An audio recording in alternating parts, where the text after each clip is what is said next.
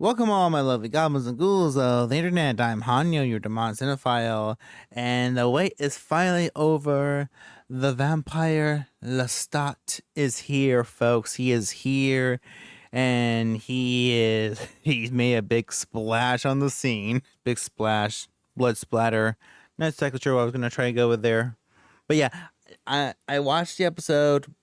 I watched it a couple times, like 5 or 6 times. I loved it. I loved it. I've heard not a lot of people are liking it or not as fully in love with it as they thought they were going to be or something of the way. And I can understand that. I can kind of understand that.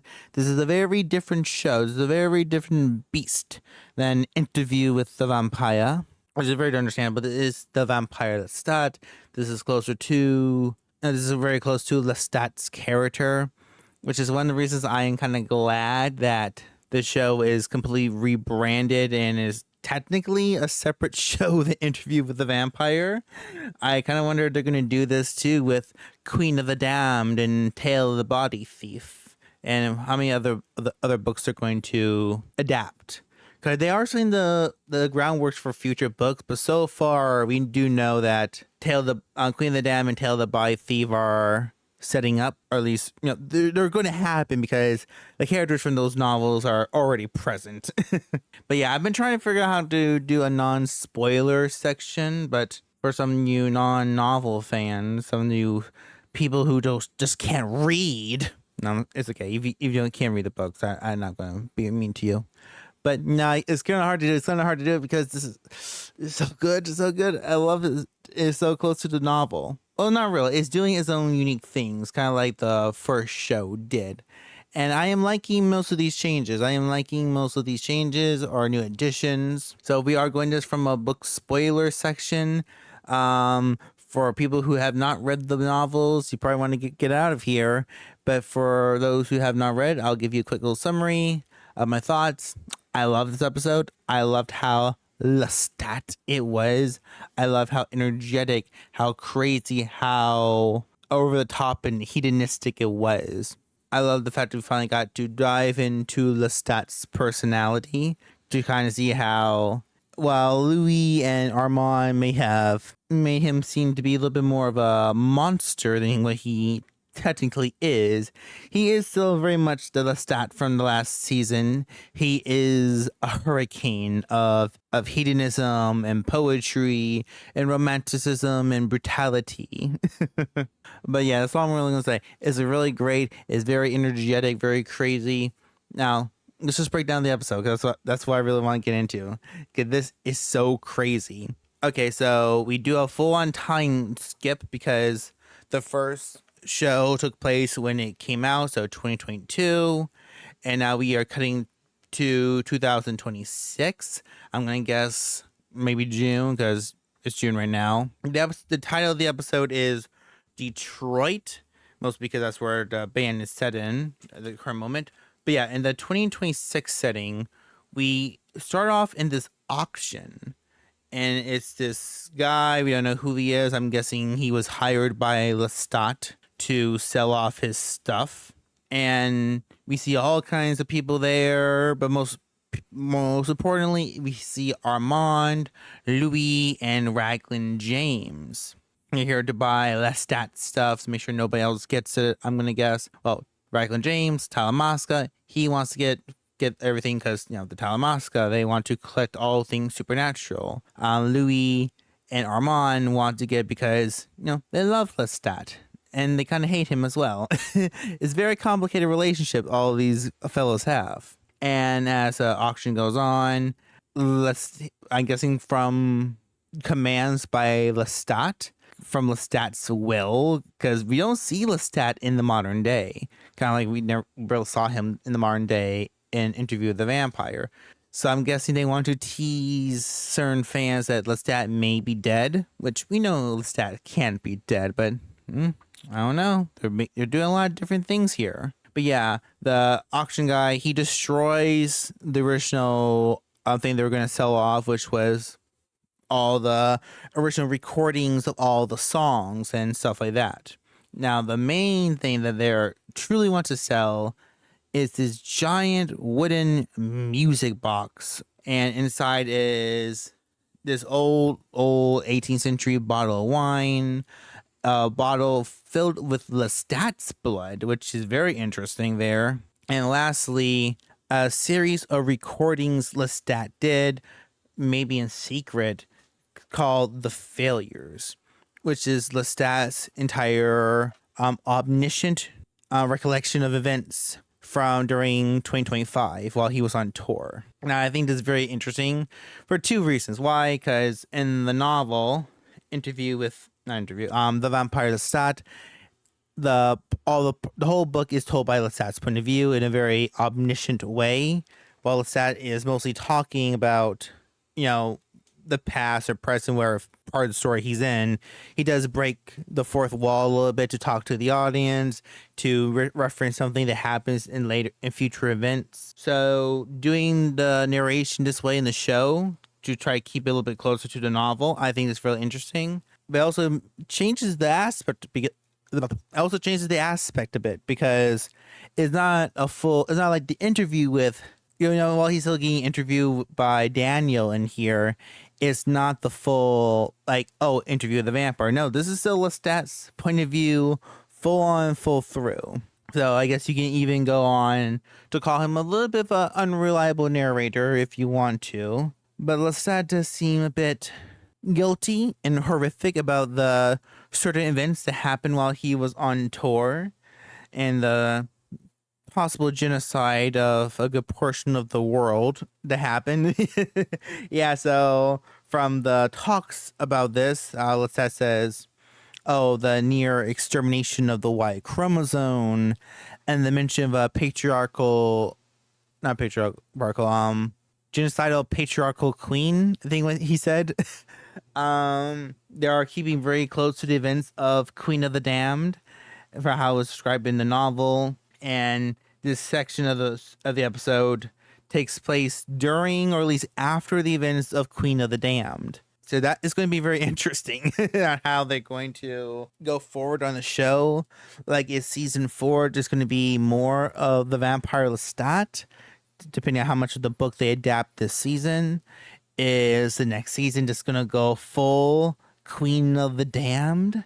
I'm very curious how they're going to do this, how they're going to do that. Through Lestat's recordings, we travel back to the spring of 2025. Lestat is on tour with his rock band, and they're going full rock band Vampire Lestat, which is really cool. And the novel, Lestat and his band only did one major big show. But here they're going on tour. They're going to all these different cities. The name of the episode is not Chicago. The name of the episode is Detroit, and we're taking place all in Detroit. And here we get the not full. We have the song full, but the first time we hear in show the song Long Face. And I love later in the episode, Lestat, he's commenting, like he having like any artist, he's like, "Does my work suck?" He's like, "Does Long Face suck?" People keep saying it sucked. This one vampire, they said it sucked. And no, Long Face is a great song. Just like all of the songs so far the show has done. But I will have to say, I'm sorry, Lestat, I will have to say Long Face is pretty low on the list of all the songs. If I had to rank them, it'd probably be on the bottom tier. I'm sorry. I'm more of a butterscotch bitch and your greatest fan kind of demon. But I will say this rendition of Long Face, where he's singing it in the show, is my favorite version of the song we've gotten so far. Unless they do a whole new twist on it in a later episode. But yeah, Lestat is singing. We have vampires coming to watch him, to threaten him, very much like in the novel, or at least what we were referenced in the novel. We get behind the look scenes on how Daniel is filming the interview or documentary, but I do like how they showcase it. So whenever everything is in normal color, that's the actual show. But when everything is in handheld, black and white, that's Daniel and his film crew, which I like that distinction.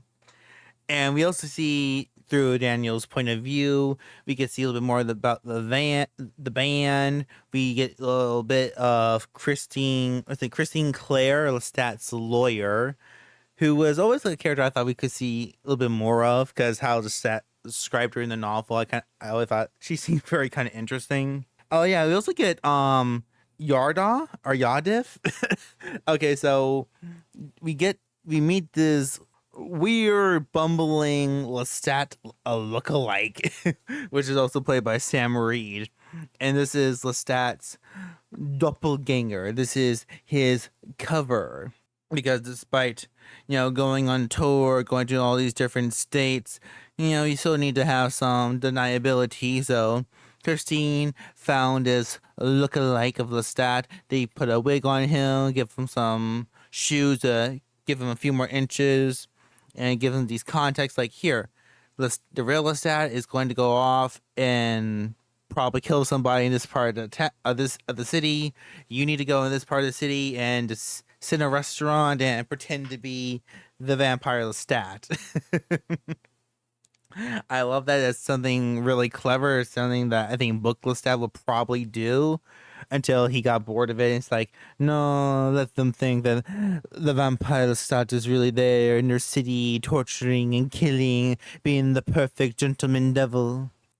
But I do like how he says it, like, oh no, we want everyone to think that the vampire Lestat was nothing but the fictitious ramblings of Daniel Malloy, and the front man was just this moron from the Czech Republic.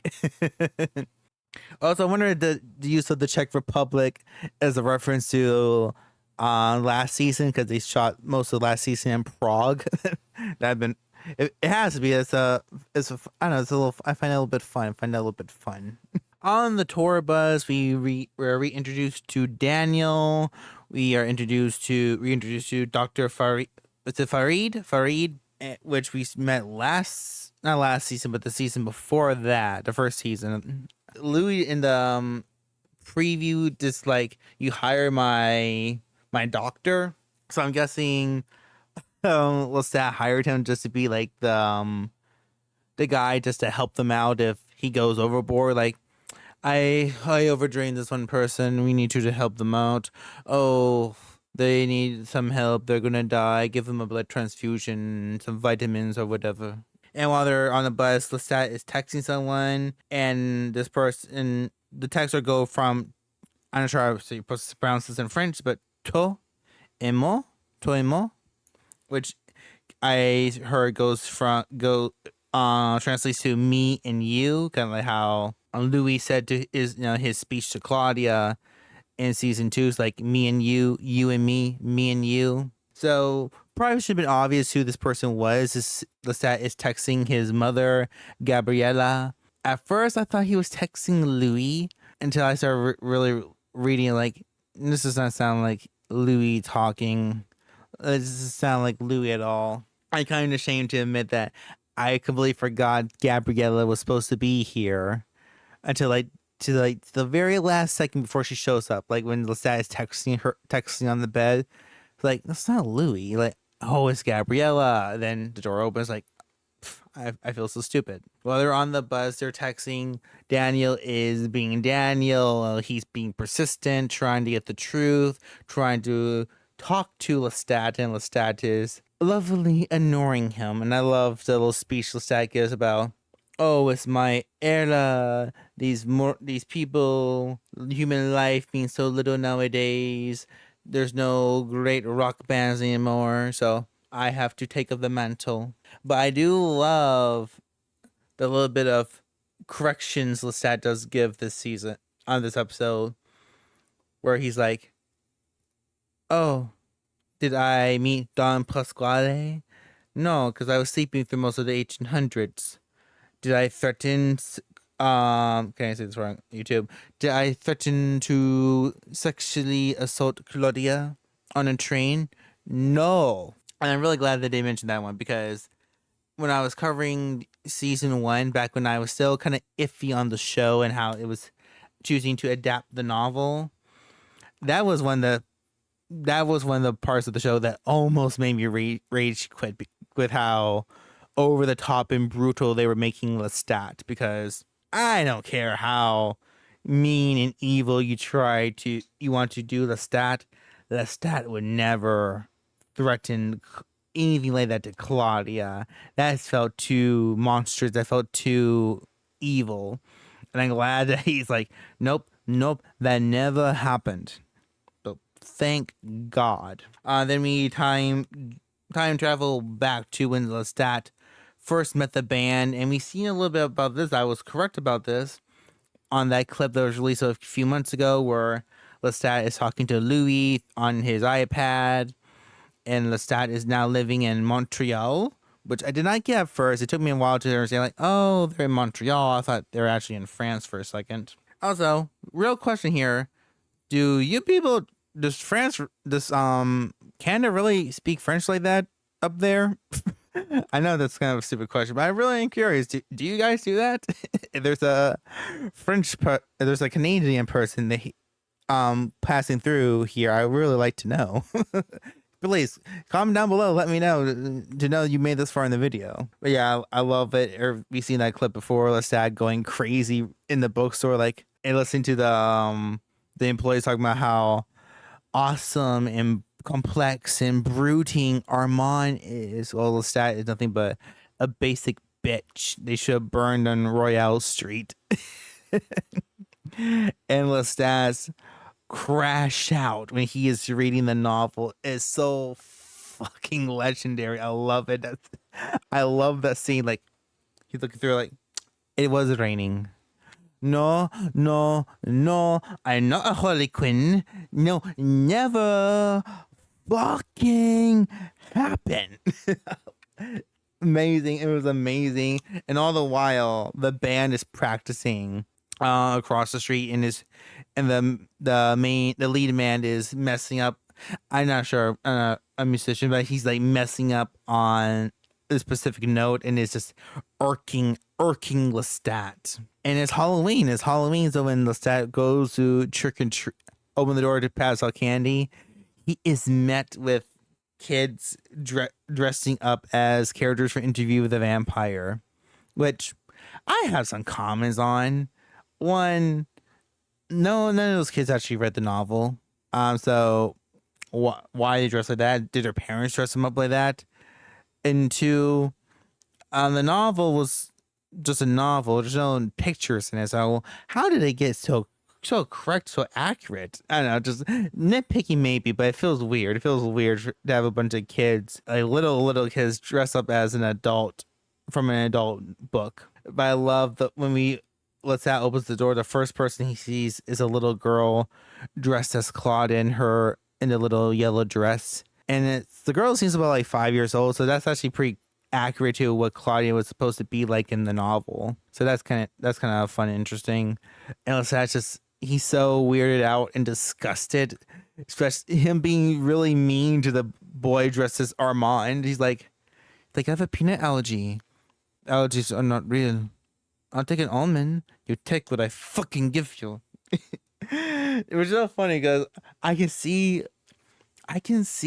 novel Lestat and even show Lestat having a ball on Halloween, like going full out, decorating everything to look like a perfect horror show, actually before using his vampire powers to screw with people to make them think like, oh, that was a cool trick, or wait, was it really supernatural? I don't know. That's the other thing both show and book Lestat would do.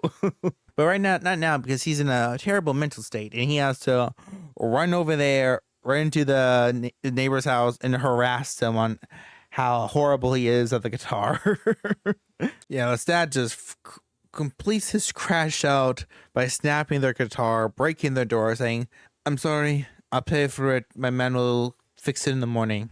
But it all ends with the leader, Larry, coming up to him like, "Hey, that sounded kind of cool." And we don't know what really happened after that. Now, this is very different because in the novel, and even the Queen of the Damned movie got us pretty close, where it was Lestat, he was still in his sleep coma, buried some feet under the earth. And it was the sound of their music, the sound of Satan's Night Out, that gave Lestat the mental clarity to resurrect himself. And Lestat goes to the band after he's fully healed, after he's kind of gotten kind of touch with the 80s. Then he goes to them, shows off his music skills. He tells them he's a vampire, that he's a vampire Lestat, but he doesn't really do more than that. And then he's like, "Oh, I want to join your band. I'm going to make all your dreams come true." Here though is a full-on crash out. Lestat impresses them with his skills, but it's them who ask him to join the band. Oh, no, in the novel, they are described a little different. They looked like biblical angels with their long, clean, shaggy hair and feline movements. Their jewelry was Egyptian. Even to rehearse, they painted their faces and their eyes. I was overcome with excitement and love just looking at them. Alex and Larry and the succulent little tough cookie. Alex and Larry are there, though in this version they say they are brothers. That's kind of, I'm not sure how that's going to come up later. Tough Cookie, she's there, but she's not, they don't call her Tough Cookie yet. Lestat just calls her TC. And we have a new band member, a fourth guitarist, or bass. I'm not sure how that works. Some guy called Salamander, and he just seems like a big ball of dumb fun. I'm not sure why they added a fourth member. I guess for comedic effect. I'm not sure if maybe he'll play a very big important role, or maybe he won't. Who knows? We'll see later on. Lestat's narration takes us back to Detroit, where we get to hear the first ever, I guess, premiere of the new song Black Licorice, which is a very catchy tune with the violin. Is the one we saw Lestat playing with the violin in the trailers. This is Nikki's violin. Maybe not. It depends on how that violin gets treated after Lestat wakes up from his supposed 100-year nap. But yeah, the song playing is supposedly is about when Lestat's first kill, after reconnecting with Louis and after reading the book. I really wanted to break the song down to try to understand the lyrics, because it's kind of all over the place, but like in a fun way. And while the band is going on, they're all doing their thing, Lestat is getting pissed because Larry isn't ditching the guitar for the tambourine, and he's getting upstage. He is getting so riled up, he's about to bring out his fangs and commit murder on the stage in front of everybody. But then something odd happens.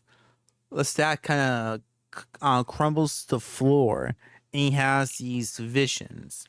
I don't know how to describe it. He says it more like the music wrapped around himself, and he was visited by muses, the muses of his life. And during this vision, he started to realize the thing holding his band back from being the best as they are, the best they could be, is himself. His need to be his need for them to be perfect, his need for them to be what he wants them to be. He has to let them flourish so he himself can flourish. And I thought it was really cool. The odd thing is like how it happens, because Lestat really just kind of has like a panic attack as he comes to this realization. Now that's not really an out of the world thing for Lestat from the books and kind of the other vampires. Louis has visions all the time, and there's this one part in the novel that I just read. I'm not sure where to get to it for the quote, but it is after Lestat breaks up the cult of vampires. He goes like to this party, and he is, he hasn't even killed anybody yet. He's just walking around. The king and queen are there, and he gets so bombarded by the humans around him, all his senses going 11 to 12. He starts having visions of blood and bones, and he has to get out of there before he loses himself to the hunger. And also during this little PTSD trip, I guess you wouldn't call it that, we get to see the muses Lestat is talking about. We see, there's not supposed to be like 9 muses in Greek mythology. So let's count the muses down. We see Louis. We see a bit of Gabriella. We don't see Lestat's dad. We do see him fighting with his brother, so I count that as a muse. We see Magnus. I think I can't remember if we saw Nikki or not, but I know we get to see a bit of Akasha's hand. Marius. So I'm counting. I got 6 muses right so far. The little glimpse of Akasha is interesting though, because we just only see her hand, kind of like how we saw her hand at the end of the last trailer. And Lestat or somebody is setting something down next to her hand. I can't tell what the object is supposed to be. It looks like it's made of gold. It has a loud metallic clink when it's set. So it can't be the violin. I'm not sure what it could be. So a little more teasing for what's to come. I love the teasing they're doing for Akasha. I thought they would try to keep her hidden for non-book fans, but they keep teasing her. They haven't said her name yet. They have not said her name, but Lestat has said it, like, oh, you see pictures of Akasha. He's saying, I have the queen's blood in me. I can take on 20 regionals with the queen's blood. So, I don't know. I thought they built a little bit more mystique up to when we meet Akasha, because the little build-up in the novel was really good. But again, it wasn't like throughout the whole book. It was mostly just for like 5 or 7 chapters, like mini chapters. Because the novel's structured kind of uniquely. Like there's like the novel's kind of broken up into segments, and each of those segments have like their own little long or mini chapters. Not sure what that has to do with the show. I just don't want to say it. But yeah, during the concert, this girl we've seen in the trailers jumps up on stage, and she has taken a shitload of drugs. I know they said she's taken ecstasy, she's taken LSD, and I think 1 or 2 other things. And Lestat takes a big bite of her and nearly kills her. Now, we saw earlier in the episode, Lestat was holding this girl he brought off stage, and she had bite marks on her. He hands her off to this guy, and later on, when talking about Baby Jinx, Lestat says Dr. Farid's supreme blood transfusion. So I'm guessing throughout the concerts, Lestat has been feeding from people on stage and off stage, but probably hasn't killed anybody or has rarely killed anybody. And that's why Dr. Farid is there to, the people back up with blood and vitamins to keep them healthy. But this time Lestat goes overboard. He nearly kills her. And as we've seen in the last 2 seasons, when a vampire drinks somebody who is filled with drugs, those drug effects hit them as well. And while Lestat is overdosing and high as a fucking kite, he sees the spirit of this girl. And this one's kind of weird because ghosts are pretty much a thing in the Anne Rice book universe. You see them in other vampire novels. We see them in the Mayfair Witches books. Well, it's not the point that Lestat sees her soul. It's what she says. How she's reading Lestat. Oh, you just want everyone to love you, but why do you make it so hard for people to give it to you?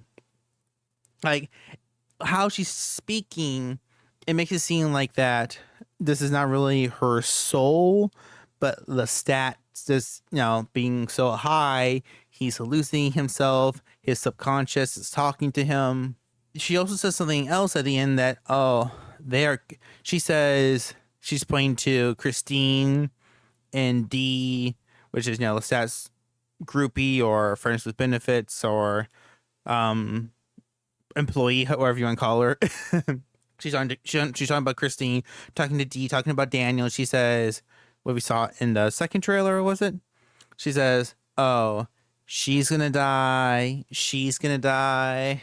Oh, he dies bad. And then she also says, oh, they are coming. And it makes it seem like, oh, if this is this girl's spirit, was she given some divine information while she was temporarily dead? Or maybe this is not her spirit, but somebody else. Somebody invading Lestat's mind and using this hallucination to interact with him. Maybe as one or the other, maybe it's a combination of all three. Because we have been getting mentions of the Queen, and I would kind of think this be a fun way for the Queen to get Lestat to notice her. Like, Lestat, I'm waking up for you. Lestat, I'm waking up for you. You can't hear me. I'll play with this little drug hallucination so you can remember my face.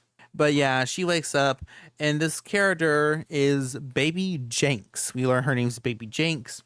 Now, Baby Jenks is a character from The Queen of the Damned. She's in like one of the earlier chapters of that novel.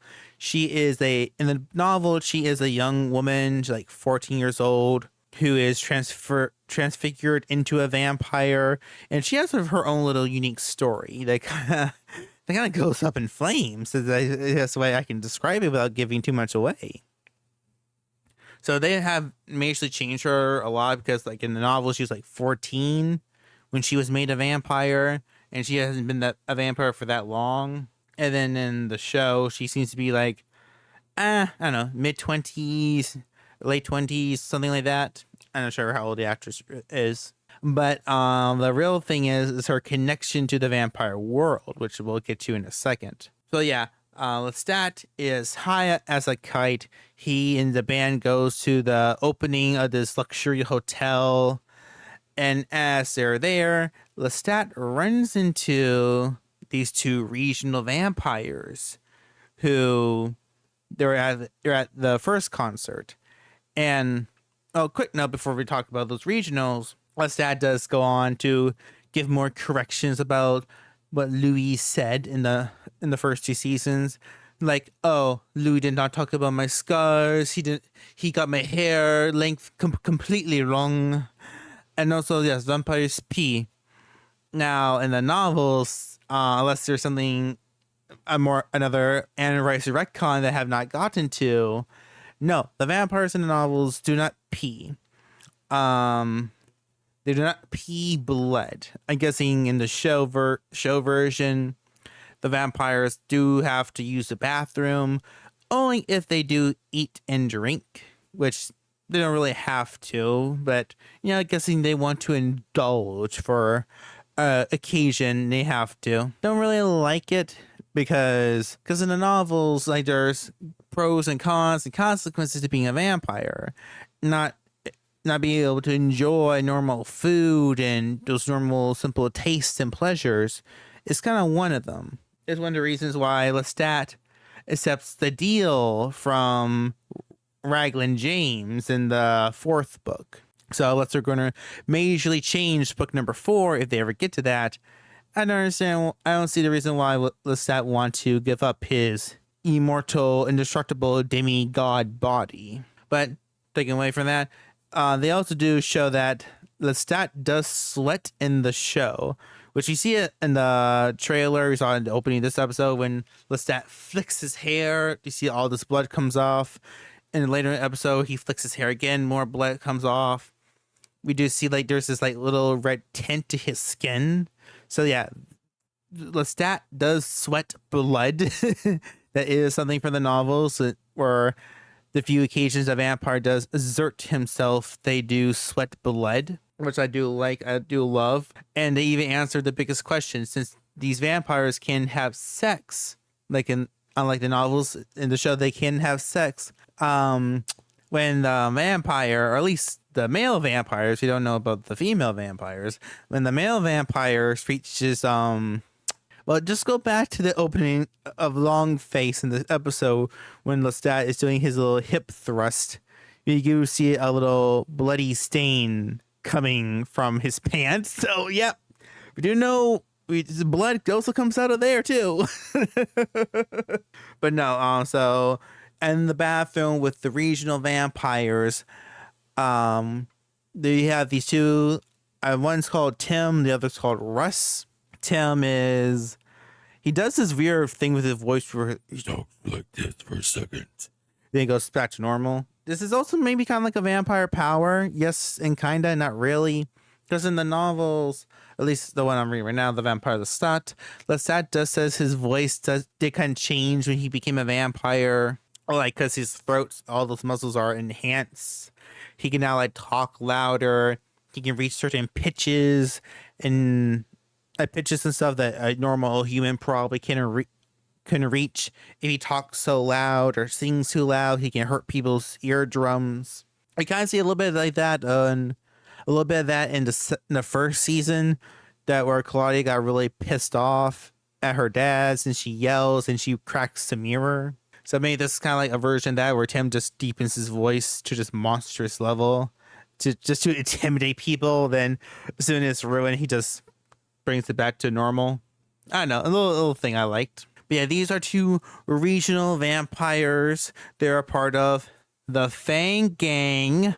The Fang Gang. And they want Lestat to come back to their coven. They're going to show him a true vampire bar, which there was like vampire bars, vampire havens in the chronicles. They want to show him a true vampire bar. And Russ, they say, oh yeah, well, you're going to love it. They're like, it's not under the floorboards. Like she says something about the floorboards. But all right, let's go back. If you go back to season 1, what did Bruce, or AKA Killer, what did Killer say? He said, oh, I'll think about starting my own little group, a little gang of vamps, a little Fang Gang. And what did Claudia say Killer did to her in season 2? That he broke her legs and kept her under a floorboard when he wasn't assaulting her. So yeah, this is more or less, if this isn't Killer's coven, they either are associated with his coven, or they are trying to mimic his coven. And I'm going to just throw this out to that Lestat was so high and drunk that he didn't notice or care. Who knows if he would have noticed it right away. But yeah, he just blows him off like, oh, I'm sorry. I'm not gonna be here tomorrow. I can't come tonight. I'm on the road tomorrow. But bye. But yeah, he leaves the bathroom. He's still high as a kite. He wants to keep this high going. He wants to possibly have sex with his lawyer, which, okay. But it's like, ugh, but she's all the way upstairs, and I want to keep the party going. I want to be the hedonistic monster that I sang about in Long Face. And here's D. Here's Baby Jinx. Let's go into the elevator and ride it up and down while they have a threesome. And that threesome turns into a foursome because they invite the bellboy into it. This is very crazy, very lustful, very sensual. Would you call this sensual? It's just pure sexual. Lestat going crazy in the elevator.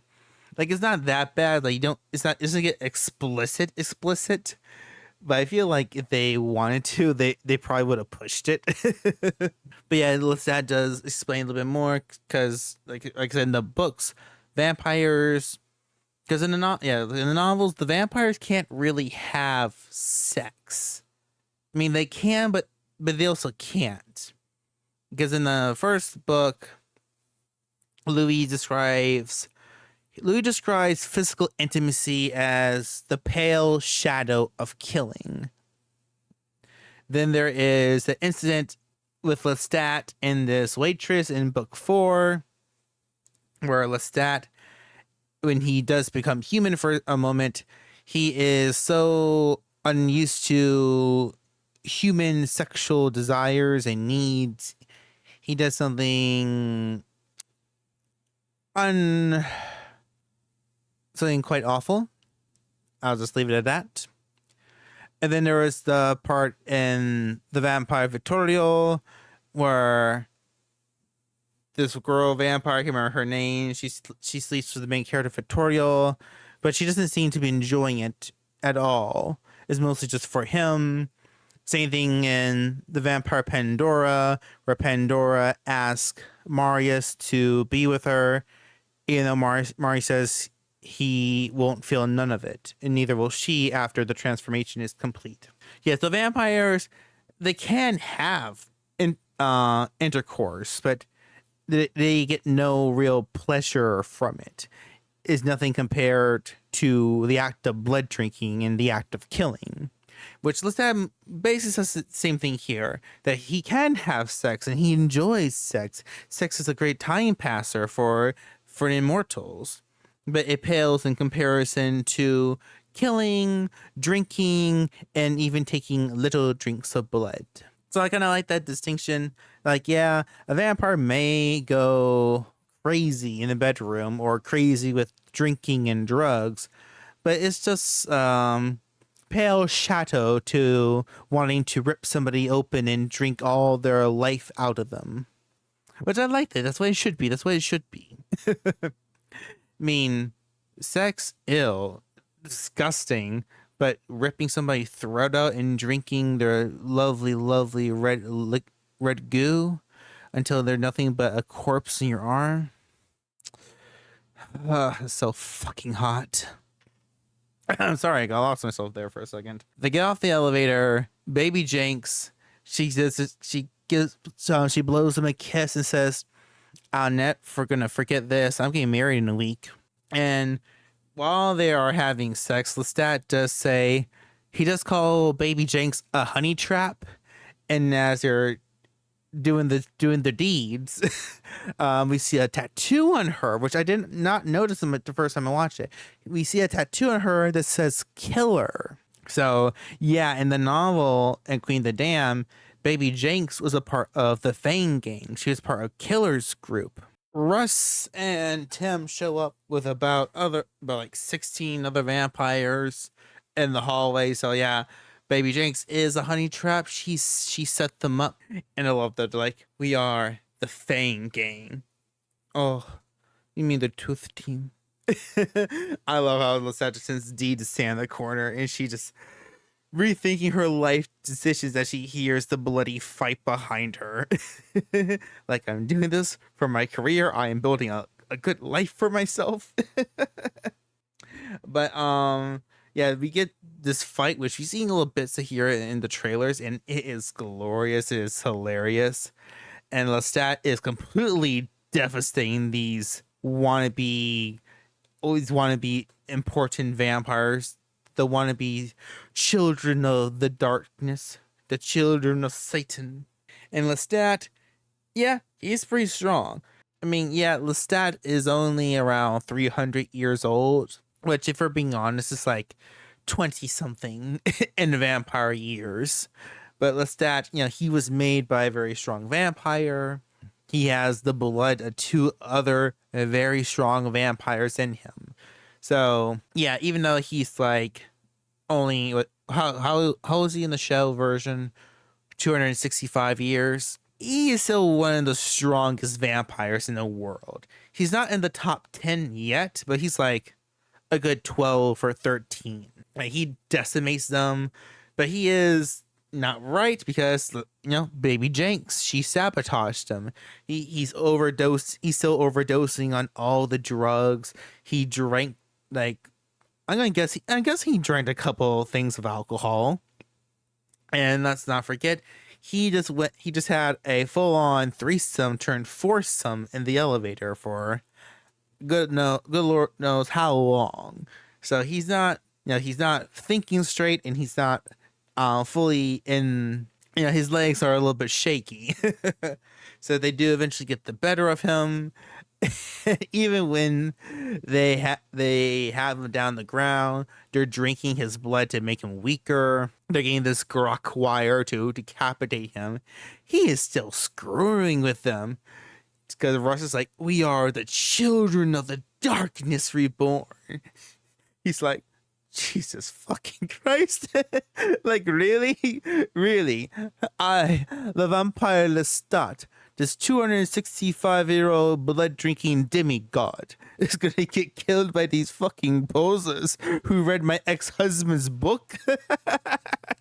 And like, and the one guy, he has this tattoo that the one person had in the teaser that came out 2 years ago, where he's like, Armand told the truth. Armand told the truth. Have you met him? What the fuck does that even mean? Like, no, Armand is a liar. He's a dirty, dirty liar. I love Armand. I would never say that to his face. But he is a dirty, dirty liar. As they are getting so close to decapitated Lestat, Daniel shows up with Sam from the Théâtre des Vampires. They give Lestat just enough time to kill Tim while they take care of the other vampires. Lestat flicks his blood at the camera once again, and he takes them to the party room and kills them by draining all of his blood, which is kind of a unique thing, because in the book, exsanguination, if I'm using that word right, you know, the complete draining of one's blood isn't a way to destroy a vampire in the novel. I mean, it'll surely weaken them, might even put them in a coma, but it won't, you know, it won't kill them.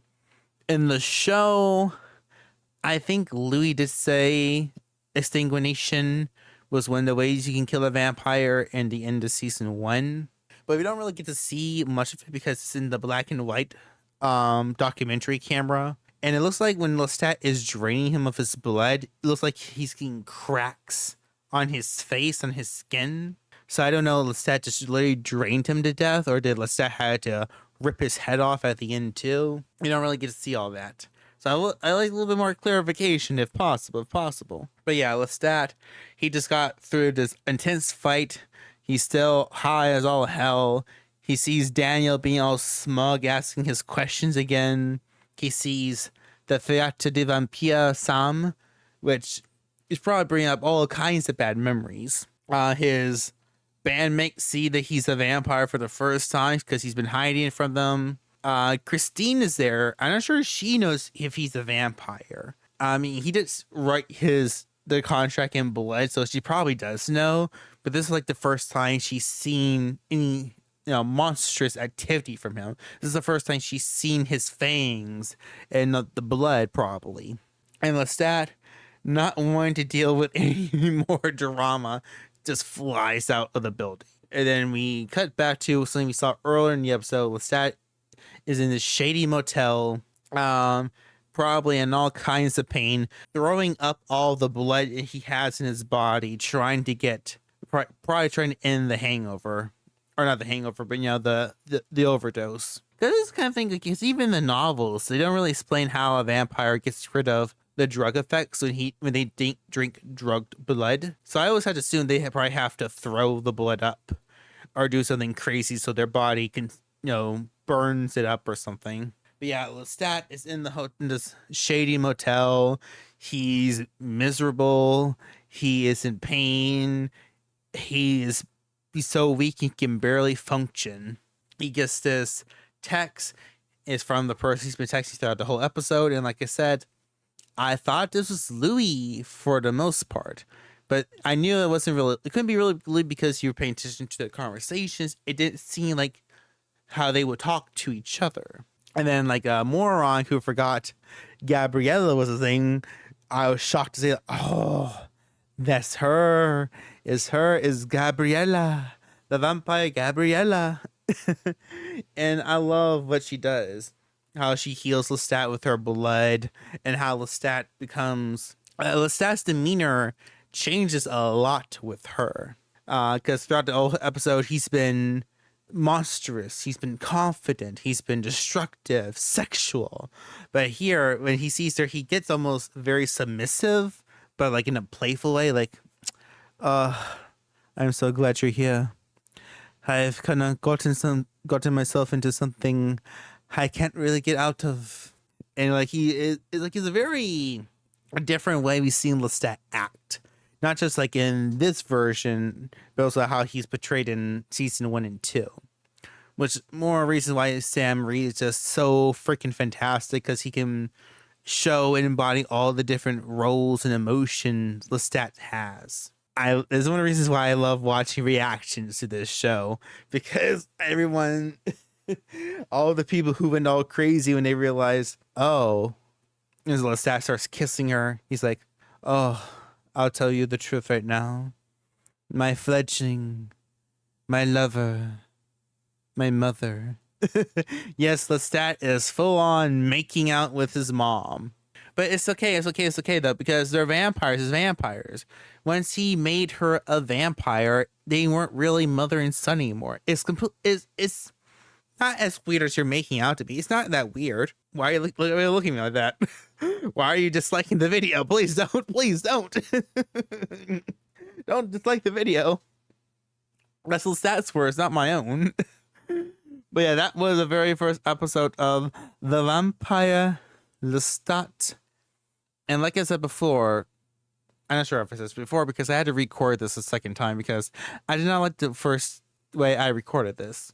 And a lot of people aren't fully vibing with this episode because it's so wild, so chaotic, so out of order, so very different from Interview with the Vampire, which is, well, not to be rude, but duh, that's kind of the point. This is the Lestat show. This is the Vampire Lestat. It has to be crazy. It has to be hedonistic. It has to be over the top, because this is exactly what this character is. This is the Brat Prince, and he will tell you his story how he wants you to hear it. So yeah, very awesome, very crazy. I'm loving the setups for not just this season, but future seasons. Let's say, like I said, depending on how they want to do season 4. Will season 4 be more of the Vampire Lestat, or will season 4 directly jump into the Queen of the Damned? Who knows? I have no idea, but I am super excited. It sucks. I wanted to get this video out so much earlier, but I decided to take a small break for myself. That was only supposed to last till Wednesday, but then I got so busy with other things that I'm recording this on Friday night. So hopefully this will be out sometime on Saturday before. Hopefully this will be out on Saturday before episode 2 comes out. So I need to go. I need to catch some Z's. I gotta go sleep in my coffin. But yeah, comment below. Let me know what you think about the episode, and I'll see y'all in the next video. Bye-bye. Wish I could stay a little bit longer, but I gotta go. That's all I have to say. I have nothing else to say. I have nothing else to say. I'm bad at any of these things. You know